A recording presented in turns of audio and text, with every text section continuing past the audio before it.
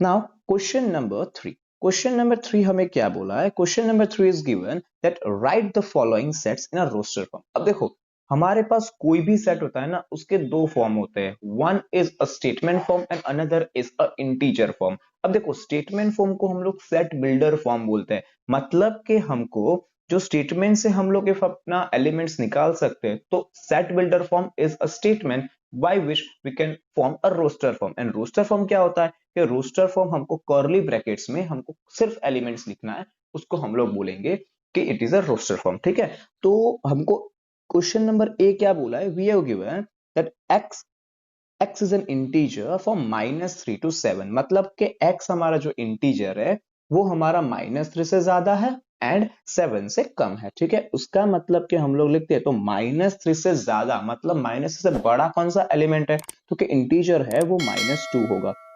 Then उसके बाद -1, then 0, then 1, then 2, then 3, then 4, then 5 and then 6। अब मैंने 7 क्यों नहीं लिखा? Because 7 is not less than 7, 7 is equal to 7, मतलब कि हमारे कितने एलिमेंट्स आएंगे, तो कि हमारे -2, -1, 0, 1, 2, 3, 4, 5, 6। हमेशा फ्रेंड्स याद रखना, रोस्टर फॉर्म हमेशा कर्ली ब्रैकेट्स में ही लिखा जाता है एंड एलिमेंट्स हम लोग कॉमा से ही सेपरेट कर सकते हैं। ओके, सो ये तो बहुत इजी क्वेश्चन था। ठीक है, अब क्वेश्चन नंबर 2 क्या बोला है हमको कि x where x is a natural number less than 6, मतलब कि हम लोग ऐसे b लिखेंगे एंड b हमको कर्ली ब्रैकेट्स करेंगे and natural number less than 6। अब सबसे पहला नेचुरल नंबर कौन सा आता है, तो it is 1, then it is 2, then it is 3, 4 and 5। अब देखो 6, तो 6 इज नॉट लेस देन 6, उसका मतलब कि हमारे पास ये इसमें 5 एलिमेंट्स आएंगे which is 1, 2, 3, 4, 5। Okay, so this is a roster form of b। And if मेरे को ये दिया होता तो मैं बहुत सारा सेट बिल्डर, ऐसा नहीं है कि एक रोस्टर फॉर्म का एक ही सेट बिल्डर फॉर्म होता है, बहुत सारे रोस्टर फॉर्म के एक सेट बिल्डर हम लोग निकाल सकते हैं। देखो मैं एग्जांपल देता हूं, तो नेचुरल नंबर लेस देन 6, ठीक है, देन मैं ऐसा भी बोल सकता हूं कि इंटीजर लेस देन 6, देन ऐसा ही बोल सकता हूं कि इंटीजर लेस देन और इक्वल टू 5। तो ऐसे बहुत सारे हम लोग जिसको जो लिखना है वो लिख सकता है, but you should be mathematically correct for your answer. ठीक है, अब उसके बाद क्वेश्चन नंबर सी हमको क्या बोला है कि C is given that x is an 2 digit natural number such that a sum of its digit is 8, मतलब कि 2 डिजिट हमको नंबर चाहिए एंड उसके जो डिजिट्स है ना उसका समेशन हमको क्या चाहिए, तो कि we have to make the summation of 2 digits will be equals to 8। तो अब देखो सबसे पहला 2 डिजिट नंबर कौन सा आता है, तो कि 10 आता है, तो 1 प्लस 0 इज 1। उसका मतलब कि जो हमारा फर्स्ट ऐसा एलिमेंट आएगा जो हमारे सेट को बिलोंग करेगा वो 17 होगा, because 17, 1 plus 7 is 8 and 17 is also 2 digit number, मतलब कि हमारा सबसे पहला नंबर 17। देन उसके बाद हम लोग 20 के लाइन में देखते हैं तो 26 आएगा, because 2 plus 6 is 8 and 26 also 2 digit number, मतलब कि 26 आएगा। then आप लोग ऐसे करते जाओगे तो 35, then 44, then it will be 53, then it will be 62, then it will be 71 and then it will be 80। okay, सो हमारे पास इतने एलिमेंट्स आएंगे कि देखो अब इन सभी को देखोगे तो सभी का समेशन क्या आता है, 2 डिजिट ही आएगा।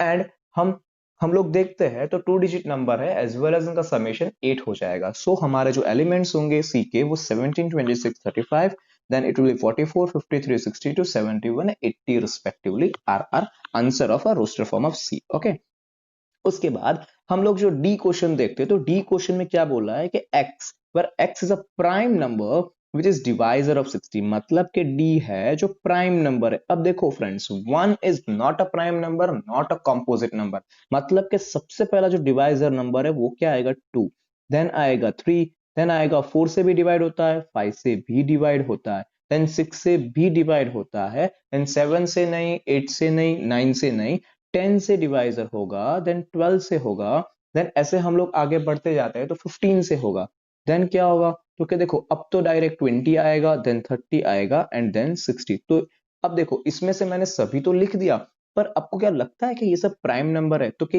ये सभी प्राइम नंबर नहीं है। देखो इसमें से 2 is a prime number, 3 is a prime number, 4 is not a prime number, 5 is prime, 6 is not a prime number, then this is also not, this is not, this is not, this is not, everybody is not number, means हमारा इसमें answer क्या आएगा, तो कि it will be a D is equals to we can say 2, 3 and 5 ही हमारा answer आएगा। मतलब कि हमारे डिवाइजर तो बहुत सारे बट उसमें से भी प्राइम नंबर वाले डिवाइजर कौन से है? तो क्या 2, 3 and 5 are only the prime number which are divisor of this respectively. Okay, उसके बाद हम लोग जो क्वेश्चन नंबर 5th है, जो हमको ई बोला है, वो क्या है कि sets of all the letters which is in the word trigonometry. मतलब कि ट्रिग्नोमेट्री में हमारे पास जो भी वर्ड है उसका हमको सेट्स फॉर्म करना है, उसके लेटर्स का। ठीक है, उसका मतलब क्या, आप ऐसे लिखोगे ई, वेर ई हमारा करली ब्रैकेट्स में साथ होगा। देखो एक बार ट्री आएगा मतलब टी हो गया, देन आर आएगा, चलो आर भी आ गया, देन आई आएगा तो आई आ गया, देन जी आएगा,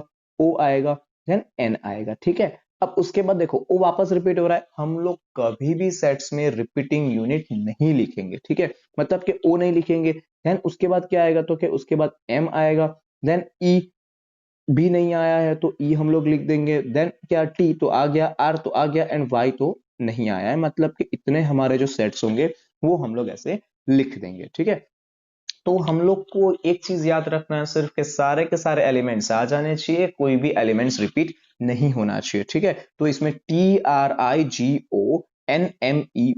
दिस आर द एलिमेंट्स, और we can say the elements of a set E respectively. ठीक है, उसके बाद क्वेश्चन नंबर 5 क्या बोला है कि the sets of all the letters in the word better. अब बेटर है तो उसमें हम लोग वर्ड क्या आएंगे, तो कि F is a set of having. इसमें देखो सबसे पहला वर्ड क्या आएगा, बी, तो उसमें तो रिपीट नहीं कुछ होएगा। ठीक है, फिर उसके बाद क्या आएगा ई, तो चलो ई भी लिख दिया। अब देखो टी 2 बार है, मतलब कि टी तो 2 बार है, पर मैं लिखूंगा कितनी बार, एक ही बार, because set can not be repeated element. ठीक है, उसके मतलब उसके वापस क्या ई है, तो ई तो एक बार आ गया। अब उसके बाद जो लास्ट बच रहा है वो क्या है, तो क्या आर है। तो आप लोग बोल सकते हो कि द फंक्शन और we can say set F is only having 4 elements which is B E T R respectively. ठीक है, उसके बाद हम लोग क्वेश्चन नंबर 4 में जाते हैं। तो question number 4 is very very easy again. उसमें क्या बोला है, अब हमको रोस्टर फॉर्म दे दिया है, हमको सेट बिल्डर फॉर्म लिखना है। ठीक है, तो एक बार ये सीख जरूर है ना कि रोस्टर फॉर्म से सेट बिल्डर फॉर्म हमको लिखते कैसे। अब देखो इसमें हम लोग जो क्वेश्चन नंबर 1 जो बोला है ना, हमको क्या बोला है, हमको दिख रहा है इट इज 3 है, देन 6 है, देन 9 है, एंड देन 12 है। तो ये कुछ ऐसा लग रहा है कि ये मल्टीपल ऑफ 3 हो सकता है। मतलब कि हमको सेट बिल्डर फॉर्म लिखना कैसा होता है, तो हमेशा याद रखना, हम लोग करली ब्रैकेट करेंगे, देन एक्स लिखेंगे, then semicolon, then x is equals to, हमको जो फॉर्मूला बनाना है वो लिखेंगे, मतलब x is equals to 3n।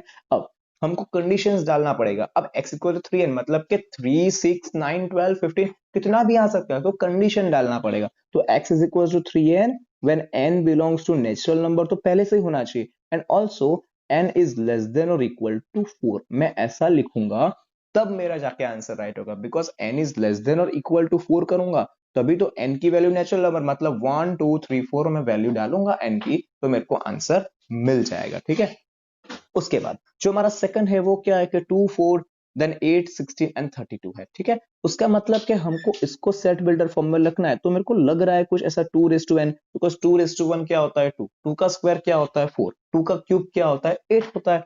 उसका मतलब मैं इसमें भी वापस ऐसा ही लिखूंगा x, where x is equals to we can say 2:n। इसमें भी क्या, तो कि n belongs to natural number as well as we can say that n is less than और equal to। देखो अब 2:5 32 होता है, मतलब का तो आप लेस देन 6 लिखो, का तो आप लोग लेस देन और equal to we can say 5। तो ये हमारा आंसर हो गया। ठीक है, तो इसको क्या बोलेंगे हम लोग, सेट बिल्डर फॉर्म ही बोलेंगे। ठीक है, उसके बाद हमको तो क्या दिख रहा है 5, 25, 125, 625, मतलब कि हमको कुछ 5 का रेस टू दिख रहा है, मतलब कि 5:n का कुछ पावर का लग रहा है। ठीक है, उसका मतलब कि 5:1 क्या होता है 5, 5 का स्क्वायर 25, 5 का क्यूब 125 एंड 5:4 इज 625 रिस्पेक्टिवली। मतलब कि हमारे पास curly bracket semicolon x is equal to क्या आएगा, तो कि 5:n आएगा, where n belongs to natural number तो है ही है, एंड उसके बाद n इज लेस देन और इक्वल टू 4। का तो आप n इज लेस देन 5 लिखो, का तो लेस देन और इक्वल टू 4 लिखो, तो इट्स गुड।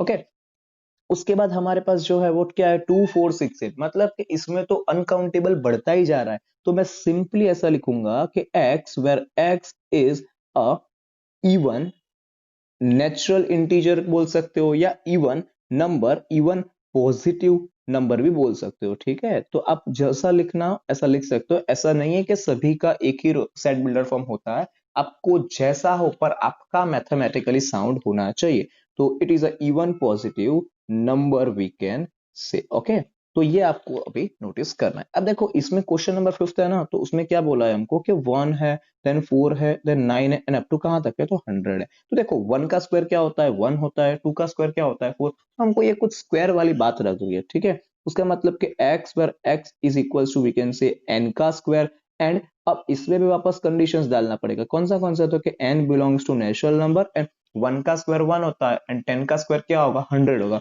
उसका मतलब आप बोल सकते हो कि n इज लेस देन और equal to we can say 10।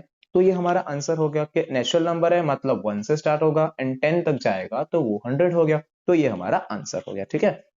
तो आप लोग बहुत सारे वे से ये लिख सकते हो, but it's very easy thing, ठीक है।